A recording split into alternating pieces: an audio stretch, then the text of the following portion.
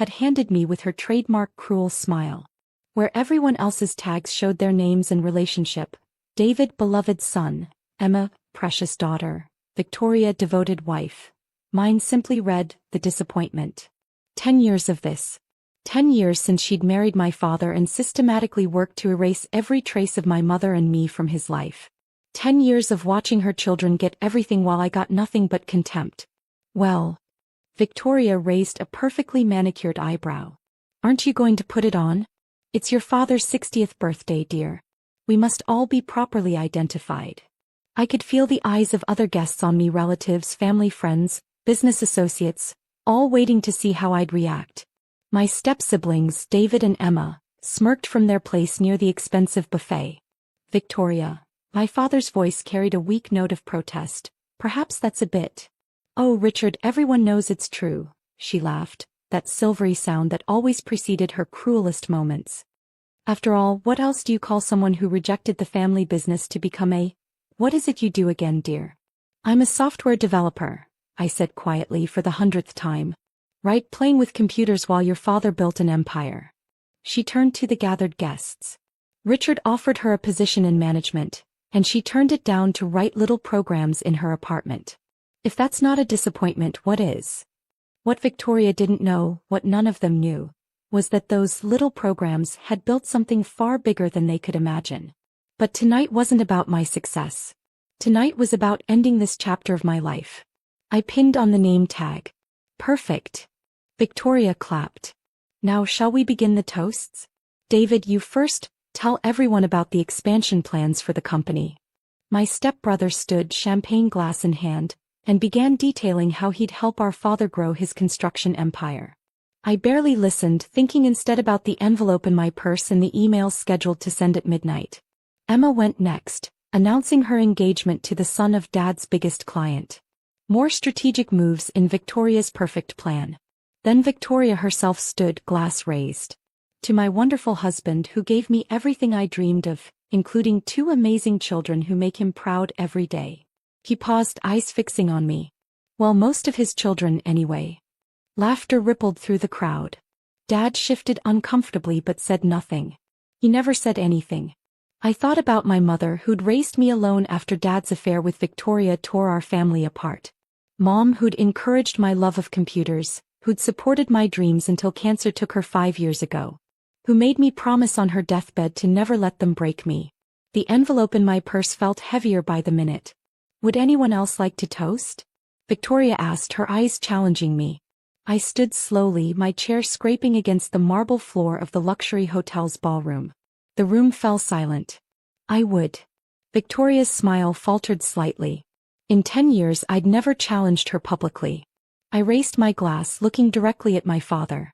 To Richard Harrison, who taught me the most valuable lesson in life, that sometimes the biggest disappointments come from the people we trust most. Dad's face paled. He knew that tone. It was my mother's tone, the one she'd used the day she discovered his affair. I'd like to make a toast, I continued, my voice carrying clearly through the stunned silence, to the last time you'll ever see me. Now see here. Dad started to stand, but I wasn't finished. I reached for the envelope in my purse. And I've brought you a birthday present, Dad. Something to remember your disappointment by. I pulled out the envelope, pristine white against the dark mahogany table. Before I give you your present, let me tell you a story. 10 years ago, when I turned down your job offer, you asked me what I could possibly achieve with my computer games. Victoria snorted. And we all know how that turned out. Yes, I smiled, the kind of smile that would have warned them if they'd known me better. Let's talk about how that turned out. While David was expanding into 3 new cities, I was building a technology empire. While Emma was getting engaged to a client's son, I was acquiring companies. And while you, Victoria, were planning this perfect party, I was planning something too. I opened the envelope slowly, savoring the mounting tension. You see those little programs I wrote? They became Nexus Technologies. Does anyone here know Nexus? I looked around the room. Several guests gasped. Even Victoria's perfect mask cracked slightly. Nexus Technologies was a tech giant, known for buying struggling traditional businesses and transforming them into modern powerhouses. That's impossible, David stuttered. Nexus is worth billions. It's owned by some mysterious CEO who never appears in public. Alexandra Chin, I said quietly. That's my professional name. Mom's maiden name. The name that's about to become very important to this family. Dad's hands began to shake. What are you saying? I pulled out the papers from the envelope. Nexus has been buying shares in Harrison Construction for the past year. Small amounts through various subsidiaries. As of today, we own 51% of the company. The champagne glass fell from Victoria's hand, shattering on the marble floor. That's not possible, she whispered. Richard owns 60%. Correction, I placed the papers on the table. Richard owns 60%. But when David's expansion plans failed spectacularly last quarter, and he had to secretly sell shares to cover the losses. I turned to my stepbrother who had gone deathly pale. You really should read the names of shell companies before selling to them. David collapsed into his chair. He'd been hiding the failures from Dad, selling shares to maintain the illusion of success. You bought my company? Dad's voice cracked. My life's work. No, Dad. I bought the company you were willing to give to everyone except your daughter. The company you thought I wasn't good enough for. I straightened my name tag. The disappointment just became your boss. Emma let out a small sob. Her fiancé, reading the room, was already edging toward the door. You can't do this, Victoria hissed. We're family. Family. I laughed. Was it family when you forced me to watch Mom's funeral from the back row? When you told everyone she died of her own failures? When you made me wear this name tag? I pulled out my phone, checking the time. In exactly 1 hour the press release goes public. Nexus Technologies' acquisition of Harrison Construction will be business news tomorrow. Along with some interesting audits of David's creative accounting. Please, David whimpered. That could mean jail time. Should have thought of that before falsifying reports to your shareholders. I turned back to Dad. Don't worry, I'm not completely heartless. You can keep your job as a regional manager. David's fired, of course. Can't have criminals in management. Victoria found her voice again. Richard, do something. But Dad just sat there staring at the papers, seeing his empire slipping through his fingers. You know what's ironic? I continued, still standing at the head of the table where silence had fallen like a heavy curtain. If any of you had bothered to Google me even once in the past 10 years, you'd have seen my name in Forbes. 30 under 30. Most influential women in tech, but you were all too busy planning parties and covering up failures to notice. I turned to the gathered guests, many of whom were already reaching for their phones, no doubt looking up Nexus Technologies and Alexandra Chin. Oh, and Emma? I smiled at my stepsister. You might want to hold off on that engagement announcement. Your fiancé just slipped out the door, probably to call his father. You see, Nexus acquired their company last month. We own their construction contracts too. Emma burst into tears, mascara running down her perfectly contoured cheeks. As for your perfect family image, Victoria, I pulled out one final document. The audit revealed some interesting transfers from the company accounts.